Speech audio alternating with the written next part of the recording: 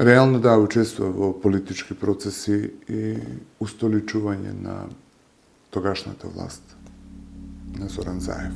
Што сум помагал и финансиски, јас тогаш бев финансиски независен, па ти ме паметиш од пред шарената револуција, имав проекти кои што беа неврзани со Македонија, со уредно платени даноци, легални средства од Белград, Загреб. Како успеа ти да влезеш во мрежата на Заев?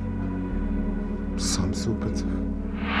Овој простор е овдека амбуланта. Ова е таа болница.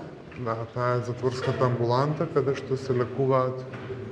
Ова која соба ќе се лекуваат? Еве, ова соба за интервенции. А ова соба за дневен престој, кога веројатно Тоа е нефункционално, мислам дека. Таму ги додалваат таблетарна терапија, а овдека е ординацијата на домскиот лекар.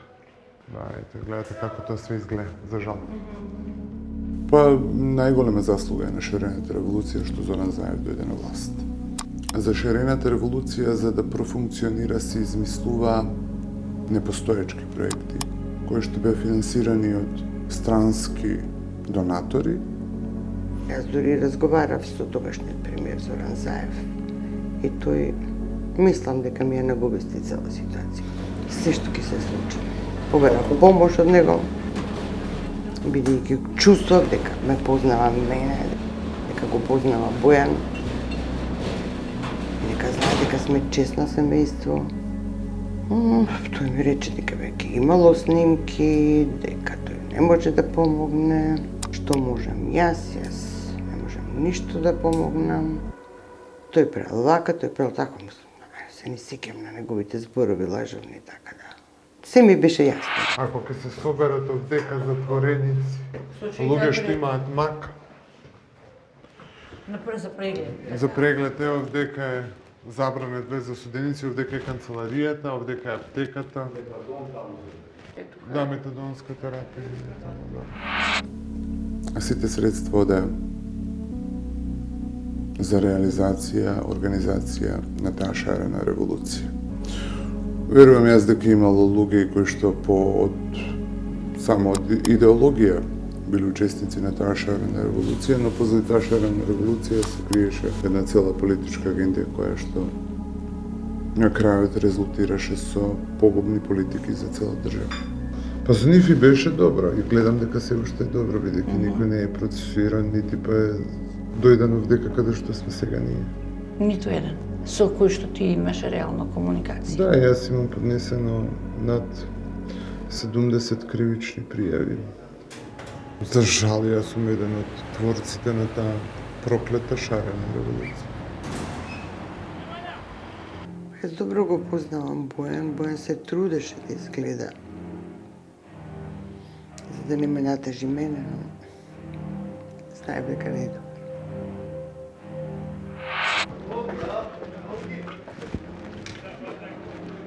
Еве и овдека се импровизирани некакви соби. Добар ден. Како сте, добри? За волја на вистината, овдека јас мислам дека еднаш сум бил. А некаде во оваа близина беше таа клупа каде што бев нападнат. Тука? Некаде од другата страна, да. А овој дел, ова се најнехуманите услови овдека во затворот. Тука исто, Хели и поздрав. Поздрав. Катастрофа е! Е. Нема никакви услови. Да. За жал, да. Песне се чувала. Со никого немав што да делам, сем што ме упропасти и морално и материјално, здравствено не правиме муабет. Тогаш решив дека кога тогаш ќе ви вратам за се. И од првиот ден не прифатив ни еден договор и ни еден затвор, не ме натера да прифатам договор со структурите на Заев, да молчам, дека ќе добијам олеснителни околности, условна осуда, бидејќи јас го негирам и ќе го негирам делото за кое сум осуден.